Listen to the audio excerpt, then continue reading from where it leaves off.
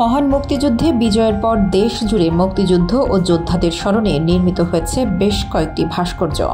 এসব ভাস্কর্য বহন করে দেশের মুক্তিযুদ্ধের চেতনা, সংগ্রামী ইতিহাস। তার মধ্যে ঢাকা বিশ্ববিদ্যালয়ের কলা ভবনের সামনে অবস্থিত অপরাজেয় বাংলা ভাস্কর্যটি অন্যতম। অপরাজেয় বাংলা ভাস্কর্যটি বাংলাদেশের স্বাধীনতা যুদ্ধের স্মরণে নিবেদিত একটি ভাস্কর্য, যা ৩ জন মুক্তিযোদ্ধাকে চিত্রায়িত করেছে। ভাস্কর্যটি নির্মাণ করেন মুক্তিযোদ্ধা ভাস্কর সৈয়দ আবদুল্লাহ খালিদ। অপরাজেয় বাংলার নামকরণটি করেছিলেন মুক্তিযোদ্ধা ও সাংবাদিক সালেহ চৌধুরী।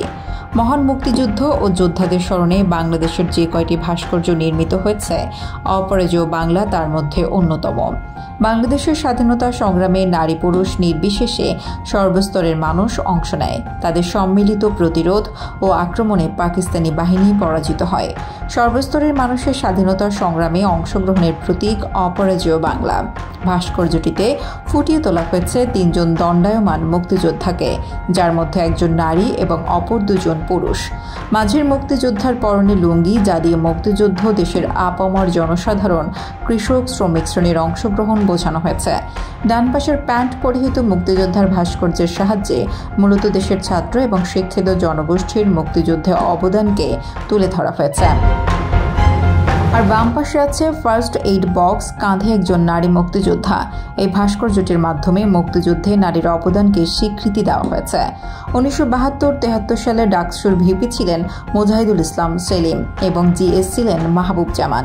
এ সময় ডাকসুর উদ্যোগে অপরাজেয় বাংলার কাজে হাত দেওয়া হয়। এর 3টি মূর্তির একটি ডান হাতে দৃঢ় প্রত্যয়ে রাইফেলের বেল্ট ধরা বৃহত্তর জনগোষ্ঠীর প্রতিনিধি, চোখ মুখ স্বাধীনতার চেতনায় উদ্দীপ্ত। এর মডেল ছিলেন আর্ট কলেজের ছাত্র মুক্তিযোদ্ধা বদরুল আনাম বেনো। 303 রাইফেল হাতে সাবলীর ভঙ্গিতে দাঁড়ানো অপর মূর্তির মডেল ছিলেন সৈয়দ হামিদ মকসুদ ফজলে, আর নারী মূর্তির মডেল ছিলেন হাসিনা আহমেদ। 1975 সালের পর অনেকদিন অপরাজেয় বাংলার নির্মাণ কাজ বন্ধ ছিল। 6 ফুট বেদির উপর নির্মিত ভাস্কর্যটির উচ্চতা 12 ফুট, প্রস্থ 8 ফুট ও ব্যাস 6 ফুট। ভাস্কর্যটি মূলত কংক্রিটের তৈরি।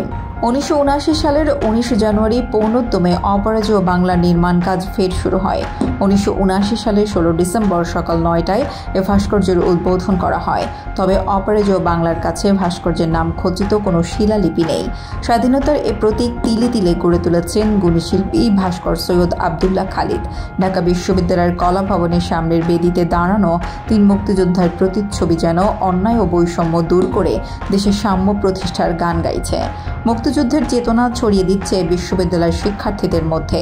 কালক্রমে ভাস্কর্যটি ঢাকা বিশ্ববিদ্যালয় কলা ভবনের অন্যতম পরিচায়ক হয়ে উঠেছে।